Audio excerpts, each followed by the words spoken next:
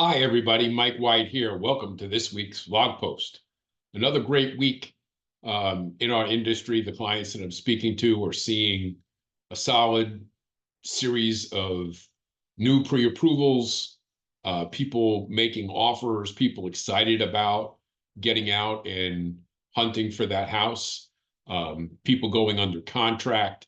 It really seems to be coming together this spring. And I'm really excited about what it looks like going into this summer season. And it looks like many of you are paying attention to what we're talking about and reaping the rewards of being out there and being out in front of the conversation, the story. And with that said, I think it's really important that we talk about sharing the wins.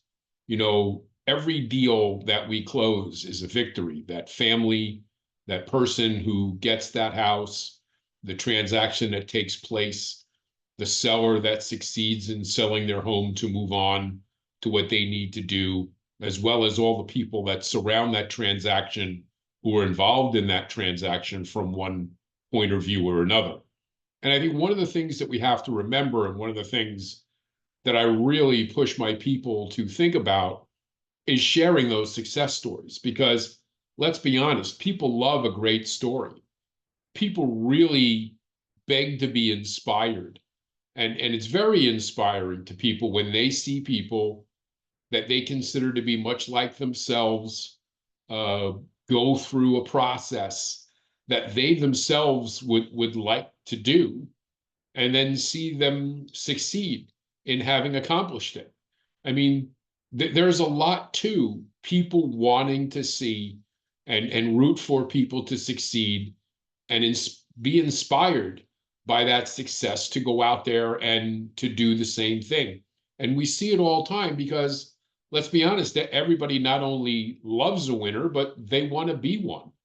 And what better way than encouraging those around you, whether they be clients or referral partners or whomever, what better way to inspire those people to get out there and succeed than by sharing the success stories of the people that you're working with. And I encourage everybody to do that. And it doesn't matter whether it's a complicated story or just another quote unquote ordinary transaction.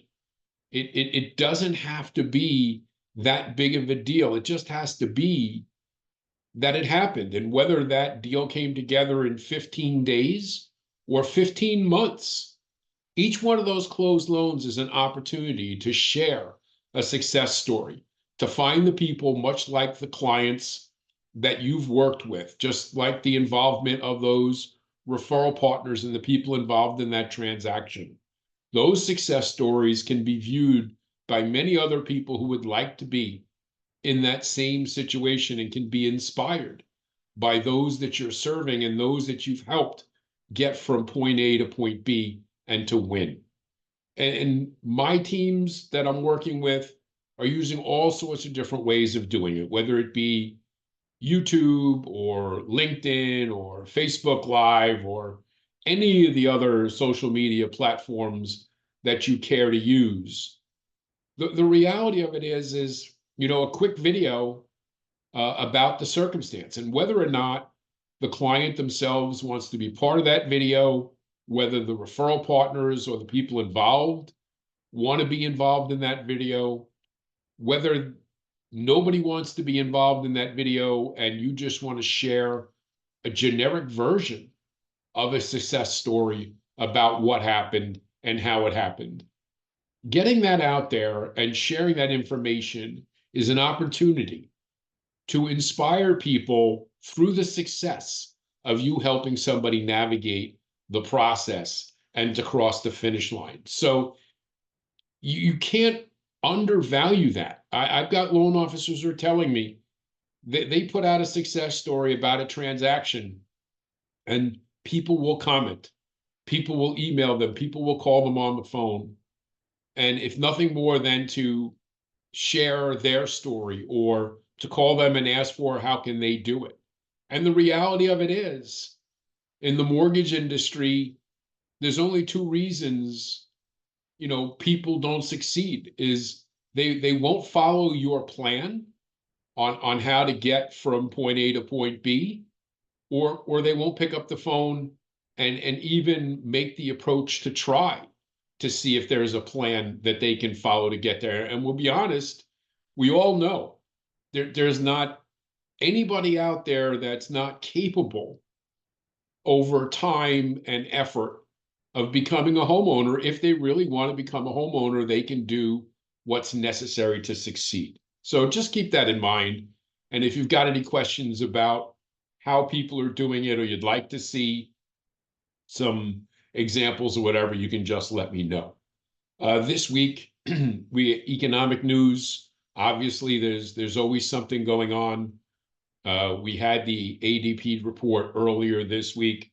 Numbers came in a little lighter than expected. We have this morning, we're going to have the ongoing and continuing claims, as well as initial jobless claims. Tomorrow, Friday, we're going to have the May jobs report. All these things may impact the market. And let's be honest, we've had a pretty good week or so in the bond market. And I don't think that we're at much risk to have any big changes unless the jobs report or the unemployment information on Thursday, this morning, and Friday are ridiculously off and show significantly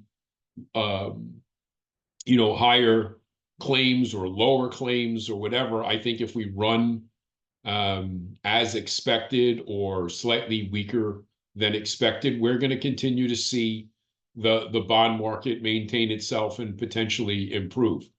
However, it's not your job to, bet the market. It's not your job to play the rate game. It's your job to put information out there in front of your clients so that they can make an informed choice, because nobody has a crystal ball, not me, not you, not anybody, and knows exactly what the market's going to do based upon any information. But from where I sit, I think there's a better than average chance that the numbers will come in at or slightly weaker than anticipated.